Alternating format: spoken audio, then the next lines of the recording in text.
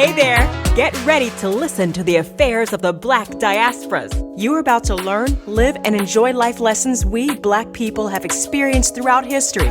Welcome to Unlocking Our Voices, where we seek to unify the Black diasporas, eradicate inequality, racial profiling, and the general lack of respect. Let's open our mouths and minds with your host, Greg Fuller.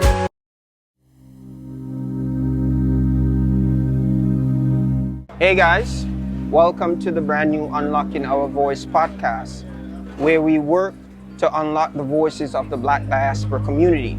I am your host, Greg Fuller. As mentioned in our last episodes, this podcast focuses specifically on the Black diaspora and its current state of affairs in the Americas and the globe. The Black diaspora includes in the Americas the full spectrum of the Black community, including the African Latinos, African Americans, Afro-Caribbeans, Afro-Asians, and the African communities. As a proud Black man and a historian, it is my belief that we can be more powerful if we unite and create avenues for constructive conversations. The podcast was launched to allow the people of the Black diaspora to have these types of productive conversations and to create a platform for us to look at our collective history to find examples of how we can work together to become stronger as a collective. In this podcast, we will be spending the hour with a distinguished guest, Mr. Steve Golden, the president of the Universal Negro Improvement Association, the UNIA, and ACL, and African communities in Jamaica. He has earned this honored leadership to govern an organization that was created over a century ago by its right excellent Marcus Messiah Garvey. The UNIA is an organization dedicated to the racial pride, economic self-sufficiency, and the formation of an independent Black continent of Africa.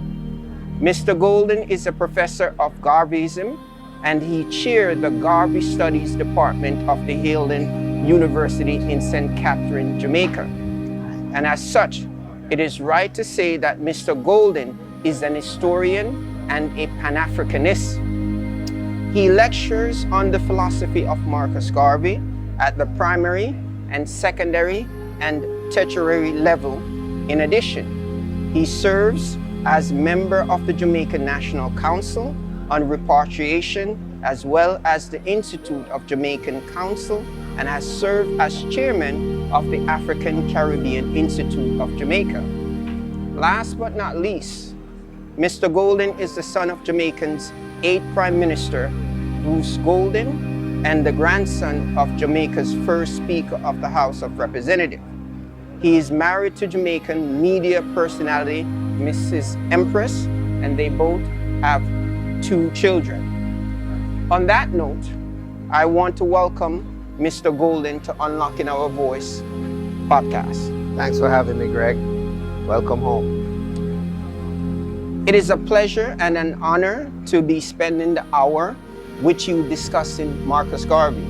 However, before we begin our in-depth conversation on the right excellent Mr. Marcus Garvey, how did you manage now to be following the footsteps of the individual we are about to discuss, given that you are coming from a long lineage of established political families in Jamaica's history? Well, I don't think there is a far distance between those two things. Marcus Garvey established the first political party in Jamaica in 1929, the People's Political Party, which predated both the People's National Party and the Jamaica Labour Party. But I found Garvey during my own sojourn abroad, pursuing education. At one point, I met a lot of continental Africans. And, you know, I a lot of times when you encounter different cultures, you know, you become a little bit more absorbed in your own culture. Right. And defining your own culture, because, you know, Jamaicans who go out in the world find the first questions that come to them are about Bob Marley, about Marcus Garvey, or about Rasta. Right. And, you know, if as a Jamaican you don't have the answers, you feel away. Right. So I guess along that line, you know, as a teenager, but what really grabbed me about Marcus Garvey, after my experience living, playing, and working with continental Africans in school, when I found Garvey and the impact that he had, not only as a Jamaican, but as an African globally, and raising African issues globally and addressing them internationally, it made me even more proud to be a Jamaican, knowing that this man, this little man, because he wasn't very tall, like me, from St. Anne's Bay, from Jamaica, became one of the first black icons of the 20th century. I mean, he was up there with Jack Johnson, the first heavyweight champion, and others. You know, Garvey loomed large around the world, and his philosophies, when I began to peel back the onion and read him and understand him, I mean, now I understand why, you know, not too long ago they named him as one of the greatest philosophers of the 20th century. But as a young Jamaican, encountering and learning about him, I was so impressed. I was so amazed. I was so proud.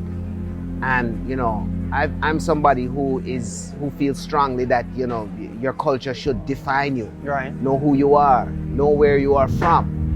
And Marcus Garvey, for me, represented that. And as a Jamaican, I wanted to represent that. Now, in my opinion, you know, and the reason why I asked you that question, because in my opinion, these leaders of Jamaica, they look black, but they do not think with a black agenda for the masses of Jamaica.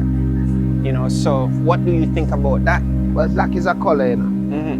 If you're saying the leaders aren't race conscious, the African has had a journey in the West that broke down his self-worth and his own self-consciousness. And so he had to go through a journey of rebuilding that.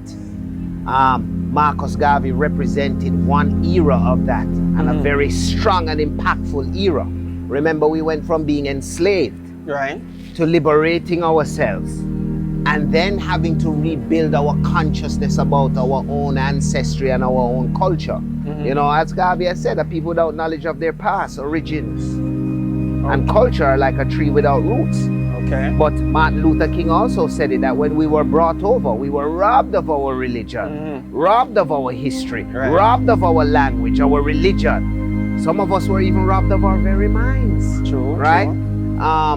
So that in itself explains why we have these phrases, or we refer to our leaders of, you know, you look back, but you're not thinking black. We have to remember that educational system was controlled. Our political system is adopted from an alien culture, the culture of the very people who enslaved us and brutalized us.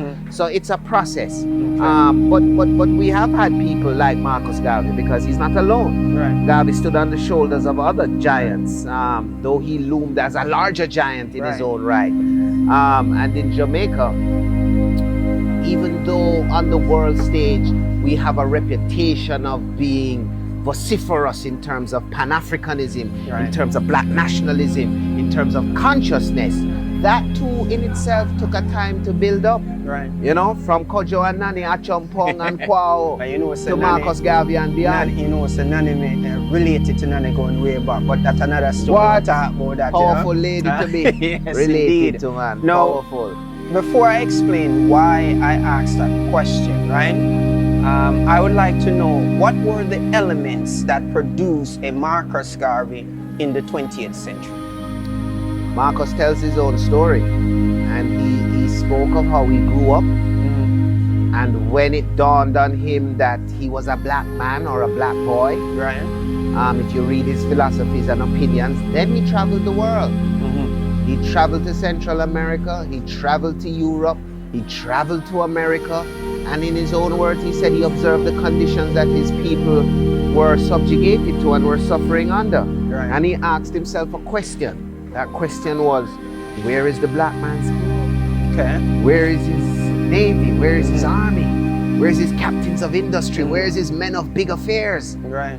I could not find them, he said. And so he determined then that he would help to create them. Right. This is at the heart of the revolutionary thinking of Garveyism. Right.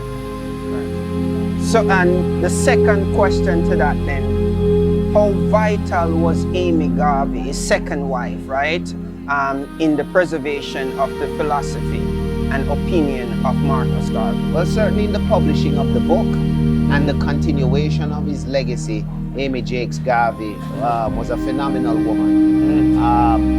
And during Garvey's incarceration between the years of 1923, when he was locked up in the tombs in Manhattan, till he made bail, and then went on trial, lost his appeal, and then was incarcerated in a federal penitentiary in Atlanta. In Atlanta, right.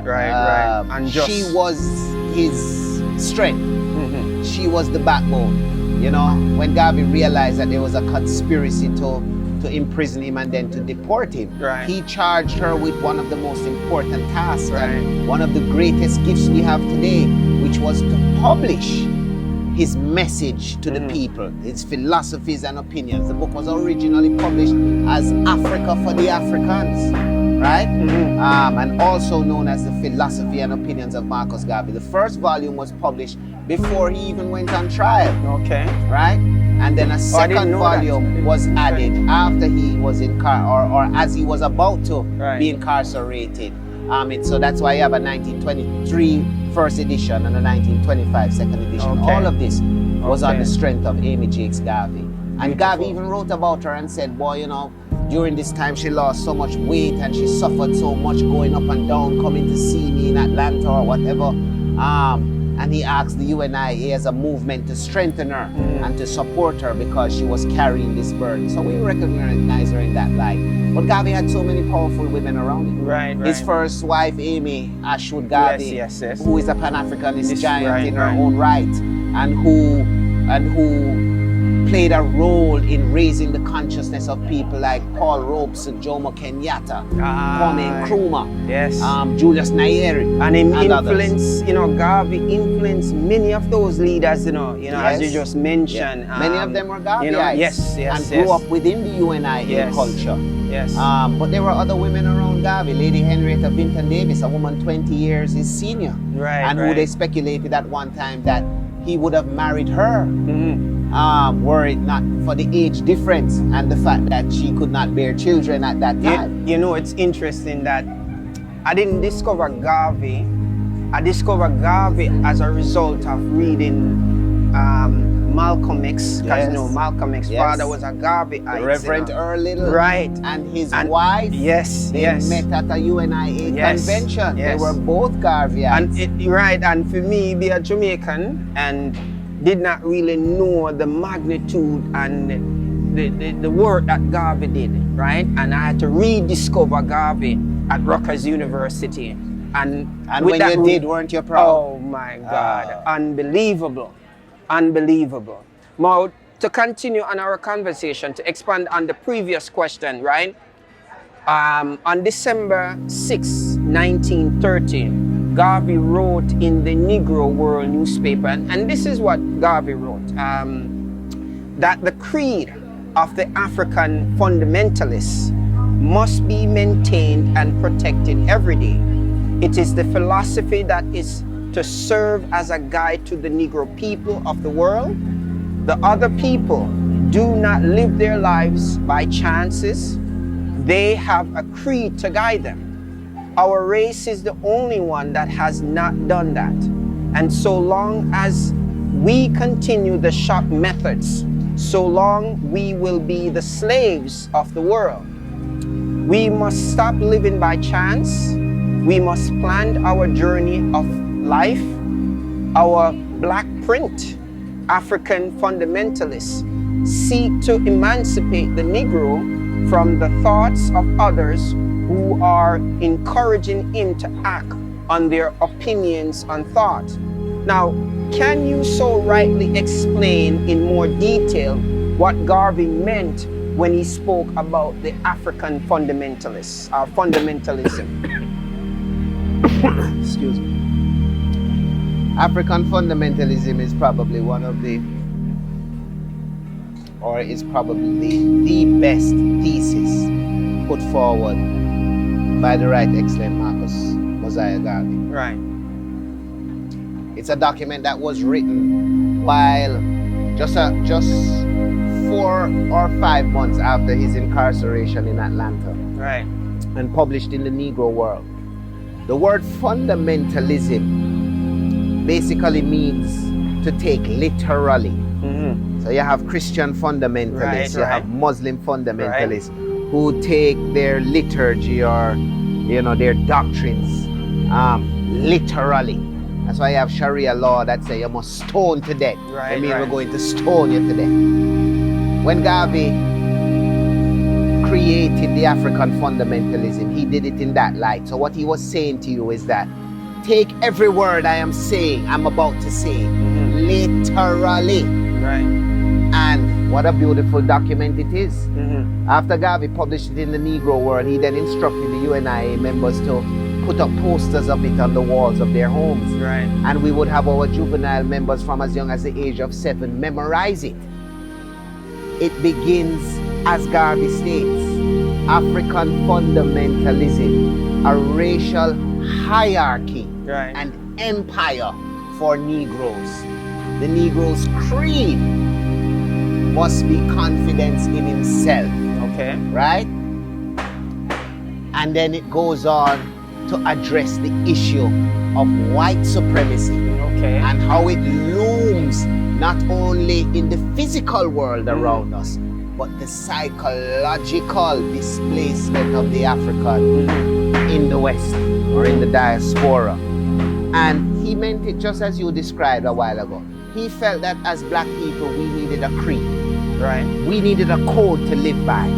He looked around the world. If you look in Japan, the samurai had Bushido. Right. In the African fundamentalism, he says the Jew is held together by his religion. Yes. He says the Asian is held together by their blood ties. Right?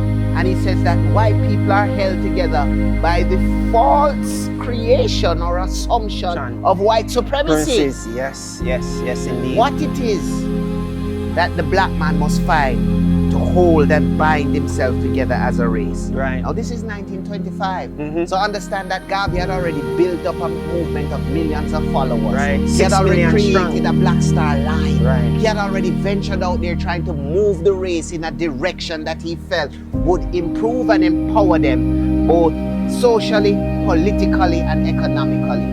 But he had encountered some great challenges. The greatest challenge of which was the attitude and aptitude of his own members, of the members of his own race. Okay, what do you mean by that? Right? What do you mean? In the Philosophy and Opinions of Garvey, he speaks about the aptitude of Negroes to be unwilling to submit to the authority of themselves. Right. Which underlies the fundamental principle of supremacy. Right. That an alien race is and knows better than us. Right. So black people are quicker to take the authority or the word of the white man as being authoritative. Right. Rather than his brother or sister sitting beside him. Garvey himself said, of all the instructions he gave as leader of the largest mass movement of black people, he felt that not 2% were carried out to their entirety. So he realized he had to address the internal education of the people.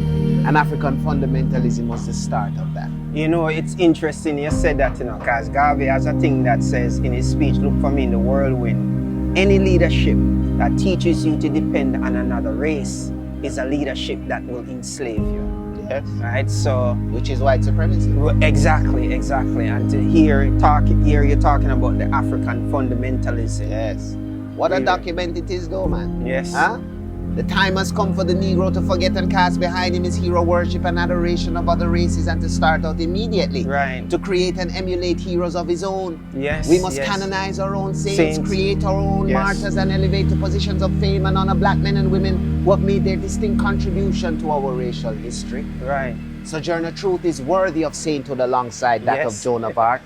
Crispus Attucks Yes. and George William Gordon are Yes. entitled to the halo of martyrdom Tourism, with yes. no less glory Yes. than that of the martyrs Yes, of yes. other races. Love it. Toussaint Louverture's brilliancy as a soldier and a statesman outshone that of a Napoleon, Cromwell, or George Washington. Right, right. Hence he's entitled to the highest place as a hero. Amongst man. Right. Now, and the reason I asked that question, because Jamaica, right, as our captured land, to use chronic words, right, was ruled by the imperialists and slave driver, the British, right, still has many titles and position in Jamaica. Yes. Right? The highest title. Right? So, the head of state, the governor general. Right. So who is he governing for? Right. so are we thinking and behaving in Marcus Garvey's African fundamentalism ideology? Why or why not? Garvey ended African fundamentalism by saying, remember, we live, work, and pray for the founding of a racial hierarchy, the establishment of an African empire whose only natural and political limits shall be Africa and God. Garvey was a black imperialist. He believed in the establishment of an African empire. The world remembers that the first empires were established by Africans, from Ethiopia to Egypt, over to Timbuktu and to other places. Right? The Greeks found us in Ethiopia and were so impressed that they considered us to be gods. Yes. When things were going wrong in Greece, they said the gods must have gone to Ethiopia because them and the Ethiopians are friends. Imagine that. Europeans said we met black people and them seem like them and the people we pray to them on the same level. Right. That's tremendous. Tremendous, right? And interestingly, you know, that you're expounding on these things, we don't think in that mindset. Well, at least I believe we don't think in that mindset that we are gods, right? We are gods. And when we look at the condition of black people all over the world, it's really, you know, and that's one of the driving forces, you know, as a result of discovering Marcus Garvey. Because as you know, I'm a teacher, I'm an historian, and it's traveling through the world, to Jamaica, to America, to Latin America, to Africa. And we see the condition of the black man. But we'll leave that for another time and another interview. But what I want to ask, and the reason why I asked that question, moreover, in August, right? August 2014, the Jamaican government announced that the principle and philosophies and opinions of the right excellent Marcus Mosiah Garvey to be taught in the formal education, right? So, school. Why has it taken so long, in your opinion, for the government to do this, given the fact, right, that Garvey the government can't do it. The government can only legislate policy. Legislate policy, but it took But them... for over a decade, I've been saying to the government, how can you ask teachers to teach something they themselves haven't been taught? Right, true. We have to begin by inculcating it in the teacher training colleges. And so it's not enough to make these big announcements about what you want to do in schools. And politicians like to do this. They like to make great announcements of what they plan to do without taking the time to explain to the people the intricate little steps they have to take to get there. Right, but I agree with you 100%. But Garvey was the first national hero of Jamaica. But what I'm saying is that it took them until 2014 to really start thinking about that Garvey needs to be taught in the formal educational system. Why has it taken them so long? Have they not been thinking in Marcus Garvey? What you call that? Slavery lasted for 300 years. True. What do you really call long? For us, our perspective is different as a people. Right. But you have to remember that Garvey came up against great opposition in the colonial world. He even went into self-imposed exile from Jamaica because of how the colonial authorities treated him at the time after he was deported in 1927 before he left in exile to London in 1935. Coincidentally, the colonial secretary for the British Empire at that time was a man who the world later celebrated as this great hero, a man by the name of Winston Churchill. He instructed the authorities down here to harass and to malign Mr. Garvey. His mail was intercepted, monies being sent from his supporters were confiscated. Garvey was found in contempt of court. He had been in prison for over 2.5 years in the United States, then deported, and then incarcerated for 3 months when he came to Jamaica. Oh, really? At the district prison for contempt of court, simply because in launching the first political party, modern political party, he said that if elected, he would make a law to root out and to make sure that corrupt judges would face the full length of the law. And one particular judge who Winston Churchill had charged to lead that mission to frustrate Garvey. A judge by the name of Leonard Barrett felt that Garvey saying that on the steps of the War Theatre at a public political meeting was in contempt of court, that he was implying that there were corrupt judges, and therefore he sentenced the man to 3 months at district prison, Spanish Town jail, as we know here in Jamaica. Now here's the conspiracy behind that. Garvey was running for a position on the Kingston and St. Andrew Council. He won the position, but there was a caveat in the council that said if you did not take up your seat for 3 consecutive months, it would be declared vacant. So that was a new... So him win a seat, and at the same time a judge sentenced him to prison for 3 months. So that he couldn't take up the seat, and they declared the seat vacant. Garvey ran for the seat again while still in prison on an absentee ballot and won it again. These are the trials that our first national hero went through. So even after he passed, there was a conscious effort by the colonial powers to suppress Garveyism.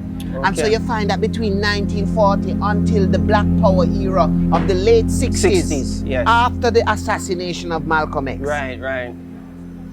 people forgot about Garvey. Red, black, and green was bought back with and by the Black Power movement. And the Black Power movement only came up as a consequence of the assassination of Malcolm X. But you know, there's a theory that the Black Power movement in essence was really started by Steve Bantu Biko from South Africa there, you know, and it followed. Bantu Biko was in the 70s. But Bantu Biko did not predate Elijah Malik El-Shabazz. No doubt. It was the assassination of Malcolm X that prompted Huey P. Newton and Bobby Seale to form the Black Panther Party in 1966. But if we're talking about Black Power, rightfully so, Black Power started with Marcus Garvey. It's just that the world forgot about him for a couple decades. And so when people like Huey P. Newton and Stokely Carmichael and other people, and really embodied in Malcolm X, who is really a child of the UNIA.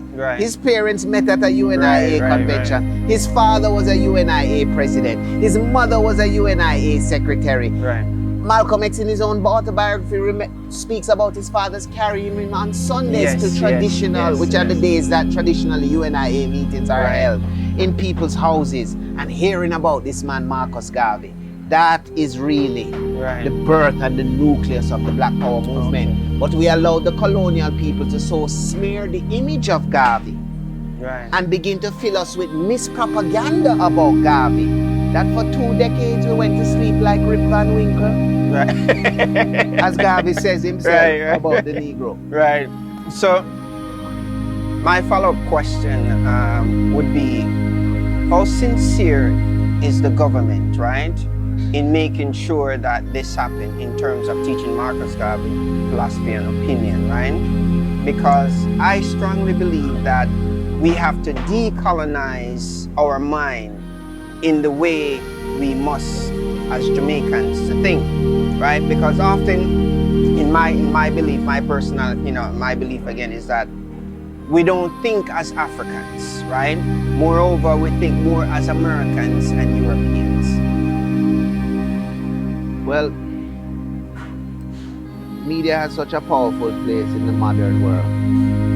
And the powers that be them European descent or particularly American culture, dominates the media space. Right. So when you say Jamaicans suffer from this issue, it's as a result of that. And to be honest, continental Africans suffer from it too. Right. But we have to remember that governments, and particularly in our own country, are formed by political parties. Political parties are creatures of habit, and they have one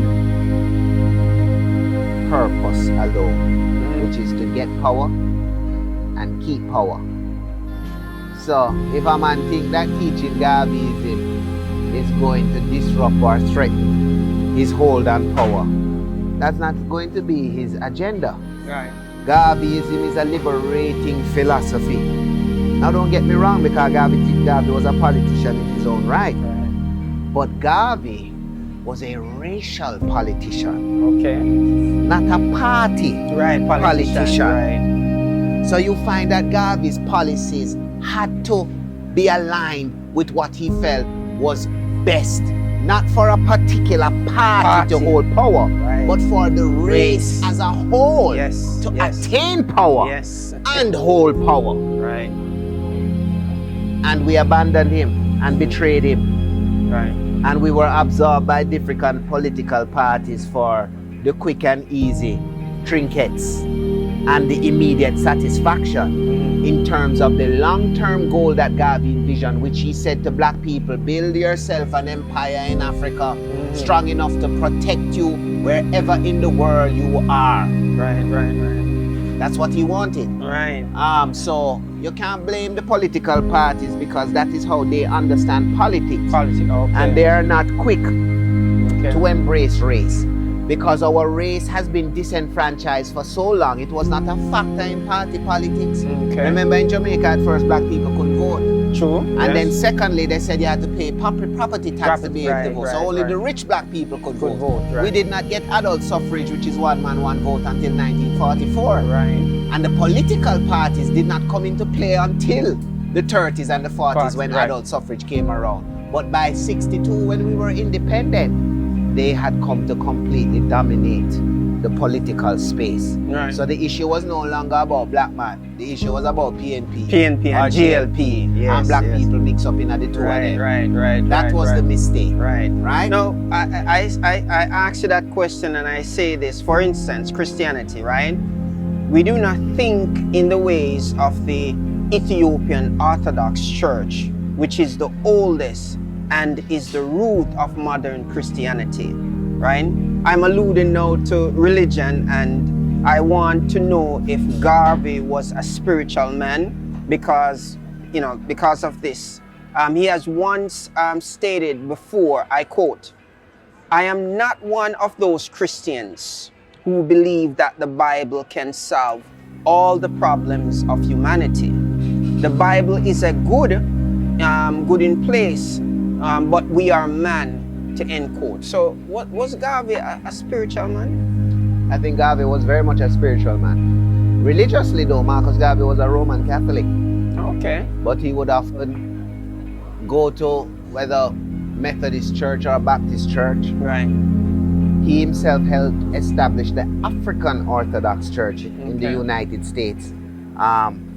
Almost 3 decades before the Ethiopian Orthodox Church was able to establish itself. No, when I say West. Ethiopian Orthodox Church, you have to keep in mind that Christianity or Hebrewism came to Ethiopia first, because keep in mind, the first groups of people to be baptized were the Ethiopian Orthodox, the Ethiopian eunuchs, I should say, right? So Christianity then long before Africa.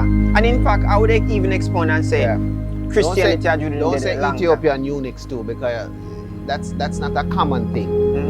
the first Ethiopian to baptize was the Bajiran, or the Minister of Finance for the Empress of Ethiopia at the time. They called them Kandakis. Who happened to be a eunuch. Right.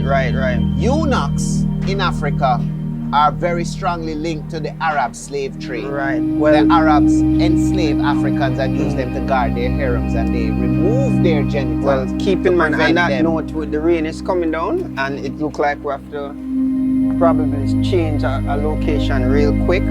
So let's relocate real quick. Well, I appreciate you giving more context to this and showing that Garvey was indeed a man of in-depth faith and conviction. So my question to you now, Stephen, here we are at the end of 2022. How is the black man's position in the world today? Has he dived down and dig? Has he reached up and pulled all nature's knowledge to him? Has he turned key around and make a conquest of everything north, west? Well, him said north and south, east and west. If so, why or why not? Those are powerful words from Garvey, but no, I don't think as a race we have done that, but neither do I think that as mankind in total we have done that, right? And we have attempted to do it in ways that we have learned have dire consequences. This generation lives in the time of climate change, rising sea level, ozone layer issues. So we're finding out that some of the ways we thought we had tamed or conquered nature or bent it to our own devices, years later have dire consequences. Right. So as Garvey says, man is still unfathoming the mysteries of the universe, right? But you know, in that document we mentioned earlier, African fundamentalism, right, Garvey also speaks about, when he refers to the mysteries of the universe, and the fact that the African had reduced the heavenly constellations to minute and regular calculus, while Europeans were still living in caves. Right, backwardness. In backwardness. Yeah. There's a line in there where he says that the modern designs or the modern science or the modern technology that you see today are but duplicates of a grander design that our ancestors reflected thousands of years ago. There's a line after that says, which without what is hidden and buried to be resurrected only by our posterity and our generations. It took me 10 years to figure that out. As a teacher of Garveyism. But it dawned on me one day that Garvey is speaking about knowledge here. What kind of knowledge is hidden and buried? That can only be resurrected by your descendants. Well, we're now in the 21st century. And scientists now are talking about genetics. And genetic information that is carried for generations. Knowledge encoded in your very cells. Right? Garvey was talking about this 100 years ago. 100 years ago, eh? He said that they took from Africa, but they didn't fully understand the knowledge and how they were dealing with it. So they were going to encounter these consequences, these climate changes, these out of balance, these things that are out of whack, right? All sorts of diseases and issues on the land as a consequence of us trying to tame nature.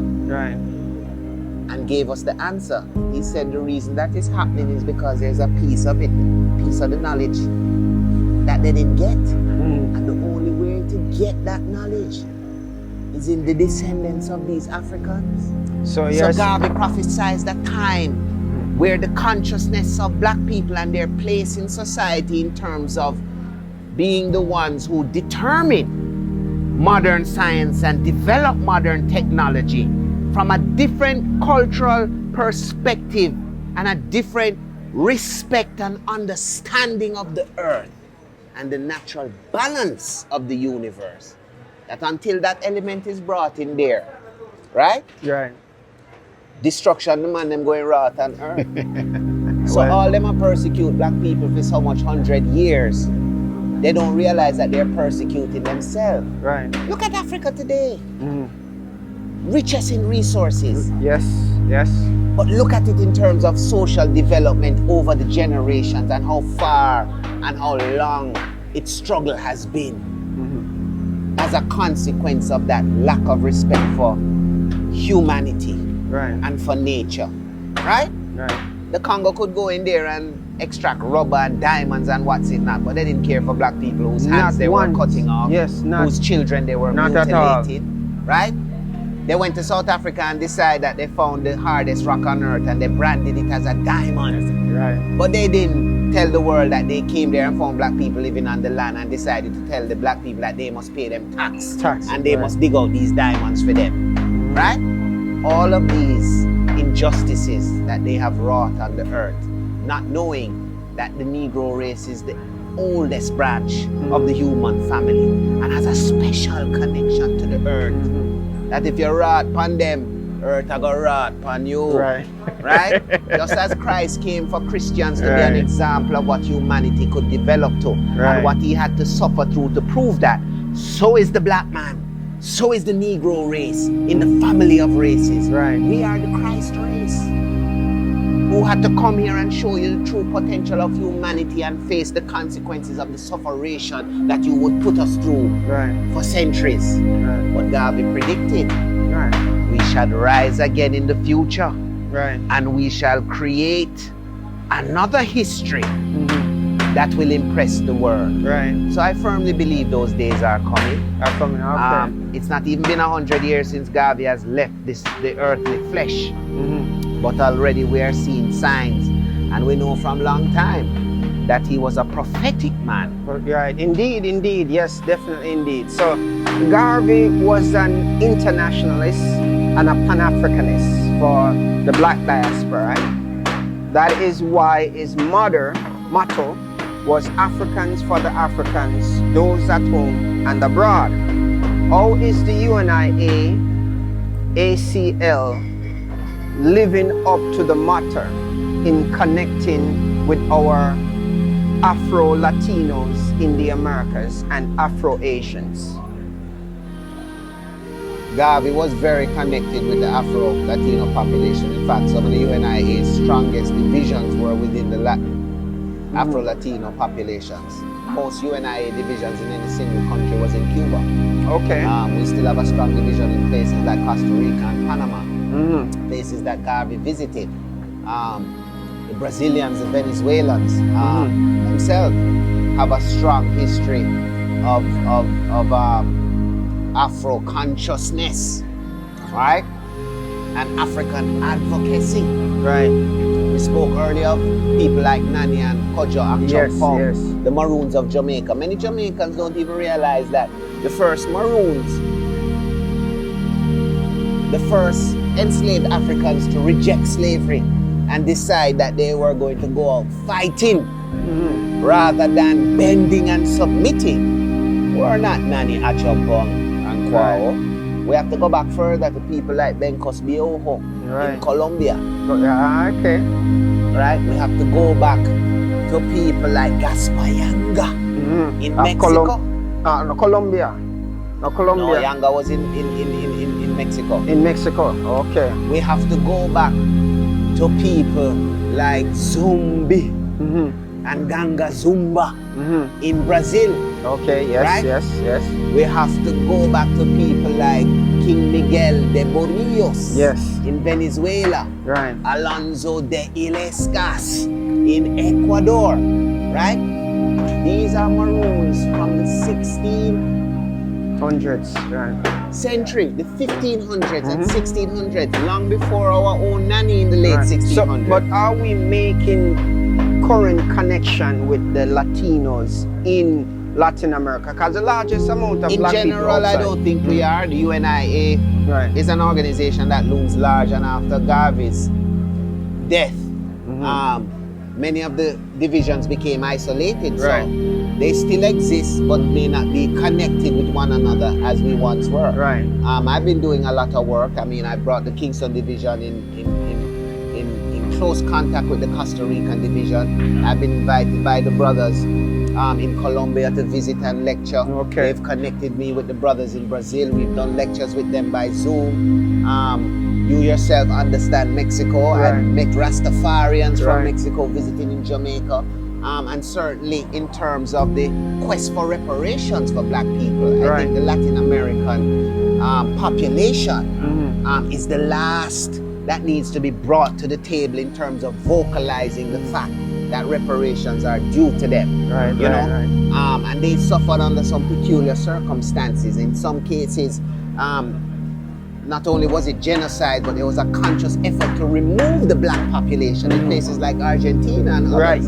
You know, people don't even understand. Our own Jamaican historian Joel Augustus Rogers wrote about it. Things like the tango in Argentina, famous Argentinian dance, was developed by Africans there. But when you go there, you're hard pressed to see an African Argentinian, right? Because of that effort, much as the white people did in Australia to remove the Aboriginals. They tried it in other places. So I agree with you that that is the last set of voices that need to come to the table. And I think once they do, which efforts are being made to include them, to embrace them, and to make them part of the wider Pan-African movement, once that is accomplished, we will see a new era in the struggle for real Pan-African unity and liberation.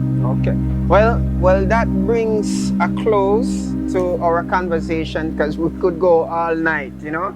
So I want to thank you for giving us this opportunity, and thanks for tuning in to our show.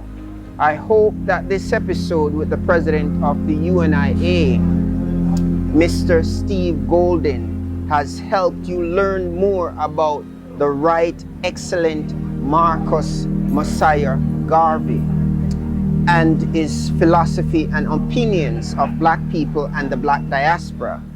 Hopefully, now that you have this information, you will start paying more attention to each other and bridging our unity, because Garvey is more relevant today than ever before. As I've always said, the black diaspora has been continuing to be connected to one another through our history, our heritage. So let us, the black diaspora, together claim our union across the globe and the world that will hear our convictions. Let us stay connected and keep lifting each other up. Stay tuned for our next episode, where we divulge deep into another fascinating topics that will help unlocking our voices as the black diaspora. Thanks so much for listening, and speak with you and see you again next week. If you enjoyed Unlocking Our Voices, recommend us and let's grow our conversations, community, and power. Stay tuned for our next episode, and don't forget to sign up for our notifications. Find us on social media at Unlocking Our Voices and on our website at www.unlockingourvoices.com. Thanks for listening and helping to amplify the voices of the black diasporas.